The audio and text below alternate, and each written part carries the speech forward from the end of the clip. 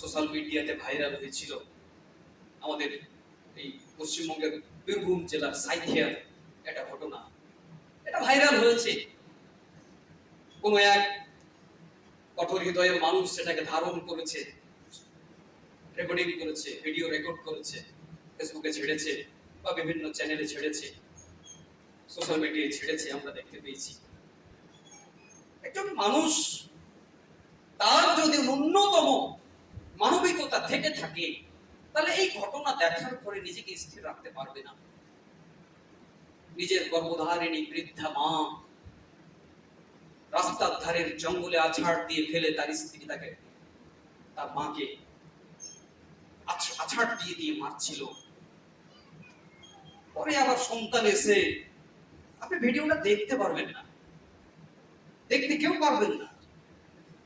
সন্তান এসে তার স্ত্রীর হাত থেকে তার মাকে রক্ষা না করে বরং সে আবার উপর্য পড়ে আছাড় দিয়ে দিয়ে ওই জঙ্গলের রাস্তার ধারের জঙ্গলের উপরে ফেলেছে। এমনিতেই যদি জঙ্গলের উপরে কোনো মানুষ পড়ে যায় তাহলে জঙ্গলের কাটা খোঁচে শরীর বিদ্ধ হয়ে যায়, শরীর ক্ষত বিক্ষত হয়ে যায়।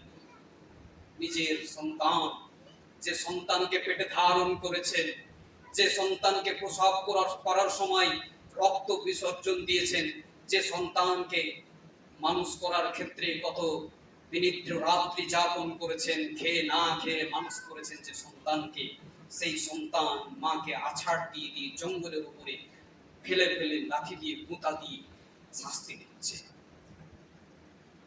ওই সন্তানের জন্য আমরা আল্লাহকে ভুলে যাই। এটা চিরাচরিত ঘটনা, মানুষ দেখে আসছে। সন্তান কি আচরণ করছে পিতামাতার সাথে এটা দেখে আসা আমরা সারা জীবন সবাই দেখছি। একদিনই ভাই সেদিন বলছিলেন যে উনি ওই দিনই ভাই একটা বড় কোম্পানিতে চাকরি করেন। কোম্পানির নাইট গার্ড সারা রাত জেগে পাহারা দেয় কোম্পানির বিল্ডিং এ। ওই ভাই বলছেন যে সকালে দেখি যে ওই লোক, ওই নাইট গার্ড সারা রাত পাহারা দিয়েছে বিল্ডিং এর মেন যে গেট, সেই গেটে দাঁড়িয়ে দাঁড়িয়ে সারা রাত পাহারা দিয়েছে। সকালে উঠে দেখি যে তিনি আবার পুরি বিক্রি করছেন। তাকে জিজ্ঞেস করলাম, সারা রাত জেগেছেন আবার পুরি বিক্রি করছেন, সকালে উঠে ঘুমাবেন কখন? উনি বললেন যে ঘুমাবার সময় আছে, ঘুমাবো। আমার একটা টার্গেট আছে জীবনে, আমার সন্তান পড়াশোনা করছে, সামনে মাধ্যমিক পরীক্ষা দেবে, মাধ্যমিক পরীক্ষা হয়ে যাক, রেজাল্ট ভালো হোক, তারপরে আমার ওই ইচ্ছেটাকে ডাক্তার বানাবো, তারপর আল্লাহ চাহে তো ঘুমাবো। ওই ভাই বলছেন কদিন পরে দেখি, তাকে জিজ্ঞেস করলাম যে আপনার ছেলেকে কি দ্বীনি শিক্ষা দেন, দ্বীনের তালিম দেন? উনি বললেন যে দ্বীনের তালিম আর কি দেবো, আমার সন্তান খুব ভালো ছেলে, খুব ভালো বৈশিষ্ট্যের ছেলে, কখনো কোনো খারাপ কাজে যায় না, বিড়ি খায় না, সিগারেট খায় না, কোনো খারাপ কাজ করে না, আমার সন্তান খুব ভালো, তিনি শিক্ষা দেওয়ার দরকার নেই।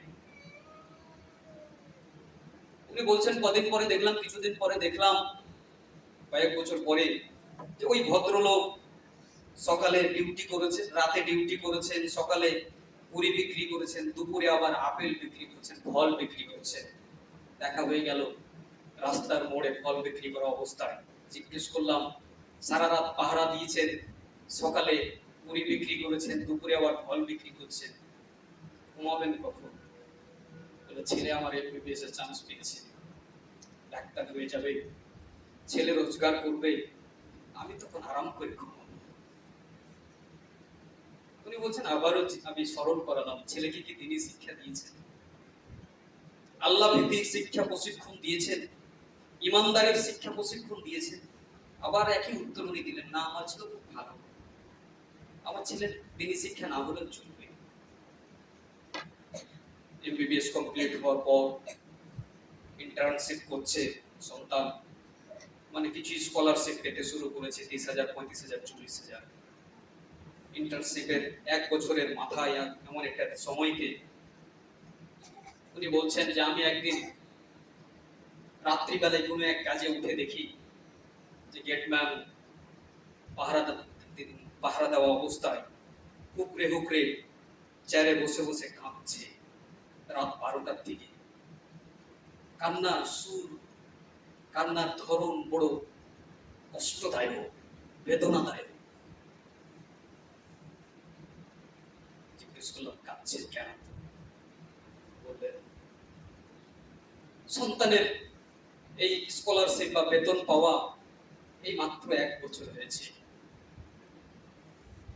এই 1 বছরে আমার সাথে সন্তান যে আচরণ করেছে, তার বন্ধুদের সামনে আমাকে যেভাবে অপমান করেছে, সন্তানের ব্যাপারে হতাশ হয়ে আর কোনো আশার আলো দেখতে না পেয়ে এখন নিরুপায় হয়ে টুকরে টুকরে কাঁদছি।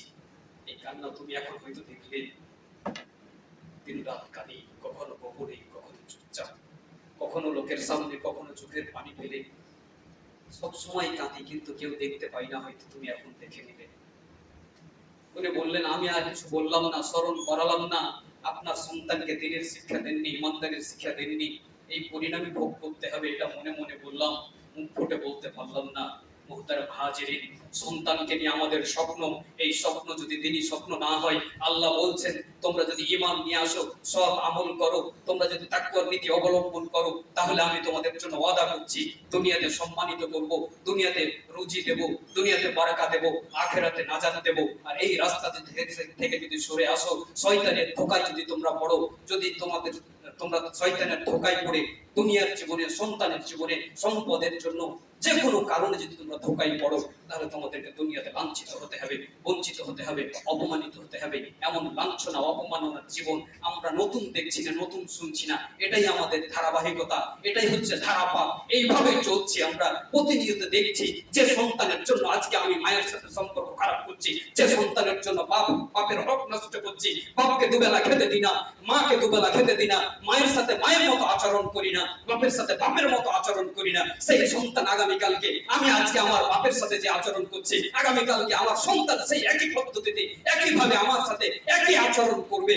আজকে যে আচরণ আমি মায়ের সাথে করছি, আগামীকালকে আমার সন্তান একই আচরণ আমার মায়ের আমার সাথে করবে, আমার স্ত্রীর সাথে করবে।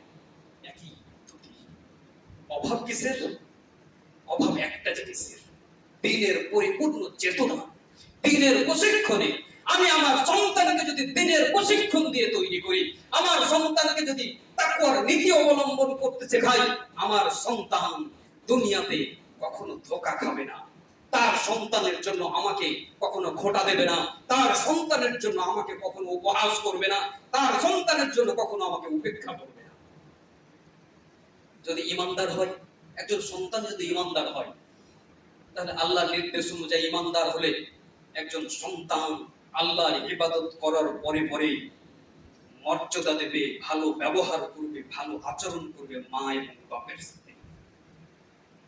যদি মুমিন হয়, যদি মুমিন হয়, তাহলে আল্লাহর ইবাদত করবে আর মা বাপের সাথে সবথেকে উত্তম আচরণ করবে।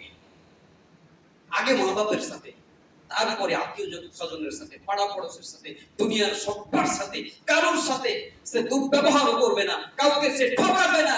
যে ধোঁকা খায় সেই ধোঁকা দেয়, যে ধোঁকা খায় সেই ধোঁকা দেয়।